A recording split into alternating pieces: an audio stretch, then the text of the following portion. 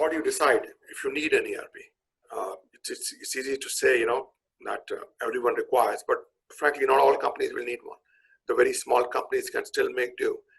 Sometimes you may have very customized business processes, which no ERP is able to, deliver to. So other than the costs, there are many other factors that you need to look at before you decide whether you need an ERP system or not. And these are simple questions that every company needs to answer for itself and take a decision, and these are what came to my mind, 13 of them. I'm sure there are another 10 or 15, and decide what's the relative importance of each one of them to the company. Maybe give it some kind of a ranking out of 1 to 10 and come up with a kind of a weighted average to decide, if you really have a lot of systems and that you require in your day-to-day business. I think that's a very good case for having an ERP, because an ERP can then provide you all the functions under one roof. Is this information delayed? Is it really that critical? Are you really in a competitive industry in which you need the information right away? Or can you wait? Like chemical manufacturing organizations making just, some specialty chemicals, 25 to 30 of them can wait. There's no urgency. So all these are questions that companies will have to answer. Is there too much of paperwork being done or manual work being done? And you need an ERP where you can do everything within the system. Are you going to be, expanding? Are you going to be adding employees, buying more companies? Do you want to scale? ERP fits in well.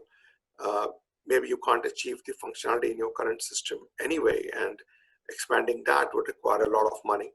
So you might as well go in for an ERP which provides that functionality right from the beginning. Do you need a better connectivity with vendors and customers who may have their own ERPs? I've known a couple of people who set up ERP only to connect with their customer properly. There was this paint company in Mississauga. They used to make only paint accessories. They set up ERP primarily because Walmart insisted that if you want to become our vendor, you should be able to send us your, we are going to be sending you our purchase orders through our ERP, and you should be able to receive them. You should be able to transmit your data electronically, so on and so forth. So the existing systems were not very capable, so they moved to an ERP.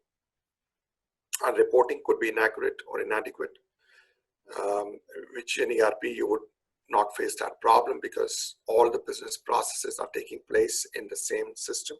Not to say that it cannot be inaccurate, but at least the chance of having data coming in from somewhere else and ruining the integrity of your existing data is minimized by an ERP system. Automation is limited in your existing system, and it's leading to repetitive, redundant work, maybe a case for an ERP. The current system may be proprietary, and resources are no longer available to augment or maintain it, like the Royal Bank of Scotland example that I gave earlier. They just can't go beyond what they have. They just don't have the people. And do you need more visibility to activities across your different business areas, departments, geographical areas? ERP is a very good alternative to that issue that they may be facing. It certainly improves customer service because everyone has information at their fingertips. Is your company in a growth mode?